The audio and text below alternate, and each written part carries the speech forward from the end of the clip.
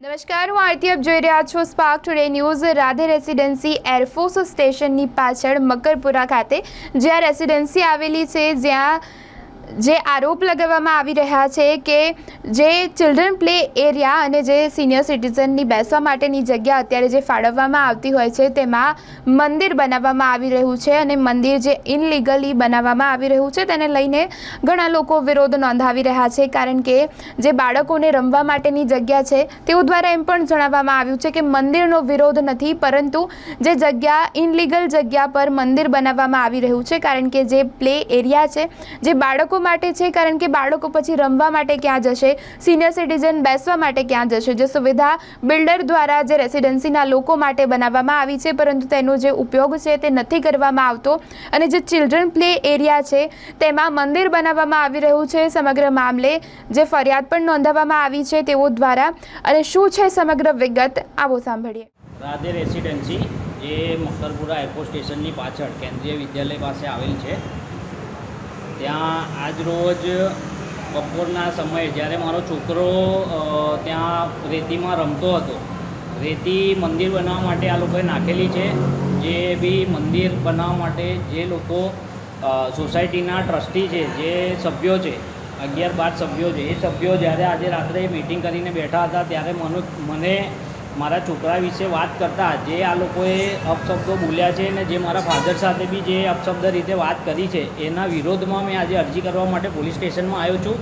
સોસાયટીમાં મંદિર બને એના માટે અમારે કોઈ જ વિરોધ નથી, જગ્યા માટે પણ અમને કોઈ જ વિરોધ નથી, પણ જે લોકેશન પર એ લોકો મંદિર બનાવી રહ્યા છે એ છોકરાઓને રમવા માટેની જગ્યા છે. ચિલ્ડ્રન પ્લે એરિયા કરીને ત્યાં પ્લે એરિયા બનાવેલો છે, બિલ્ડર તરફથી આપવામાં આવેલો છે.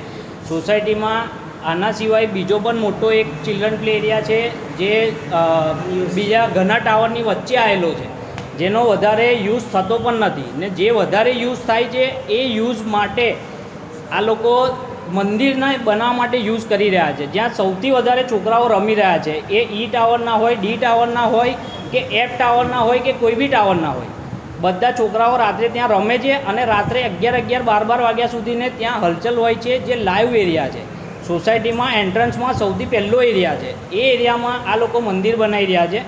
જે મંદિર બનાવવા સિવાય ઘણી બધી એક્ટિવિટીઝ છે જે સોસાયટીમાં અત્યારે તમે જોઈ શકશો. છેલ્લા 1 મહિનાથી ગટરનું પાણી આખી સોસાયટીમાં આવી રહ્યું છે, જેનો નિકાલ એ લોકોને કરવો નથી. ગટરનું પાણી બહાર નીકળે છે, કેટલો કચરો થાય છે, કેટલું પ્રદૂષણ થાય છે, જેની એ લોકોને કોઈ તસ્તી નથી.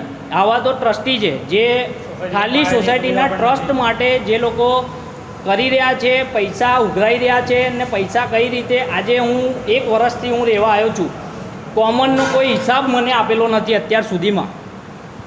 કોમનના પૈસા શું થાય છે શું નહીં કોઈ હિસાબ નથી, કશું નથી. માગીએ છીએ તો આપીશું, નથી આપતા. આકાશભાઈ તમે ક્યાં આવ્યો છો? સોરી, અત્યારે તમે ક્યાં આગળ આવ્યા છો? અત્યારે મકરપુરા પોલીસ સ્ટેશનમાં આવ્યા છે અને મકરપુરા પોલીસ સ્ટેશનમાં અમે નોર્મલ અરજી કરેલ છે. હવે લેટ્સ સી આગળ જોઈએ છે કે શું એક્શન લેવાય છે. પોલીસ સ્ટેશન ઘણી બધી અરજી, કેવો સાથ સહકાર આપવામાં આવે છે? ખૂબ સારો સાથ સહકાર અમને મળ્યો છે. અહીંયાથી પોલીસ સ્ટેશનમાંથી સારો એવો રિસ્પોન્સ અમને આપ્યો છે. ઘણી બધી અરજી આના સિવાય અમે આપેલી છે, ગવર્મેન્ટ બીજી બધી કચેરીઓમાં પણ આપેલી છે, જેની નકલ પણ અમારી પાસે છે. અમારો ખાલી એટલો જ વિરોધ છે. માંગ ના સ્વીકારવામાં આવે તમે શું કરવા માગો છો? અમે અરજી કરેલી જ છે ઓલરેડી, અને અત્યારે પણ અમે અહીંયા પોલીસ સ્ટેશનમાં કમ્પ્લેન કરવા માટે જ આવેલા છે. અમે આગળ ઘણું બધું કરી શકીશું આગળ, પણ અમને જે બી છે પહેલાં એ વસ્તુનો નિકાલ લાવે, આગળ ચોખવટ કરીને લીગલ પરમિશન લઈને રજા ચિઠ્ઠી લઈને બાંધકામ કરે તો અમને કોઈ જ વાંધો નથી. શું નામ છે આપનું? આકાશ પટેલ.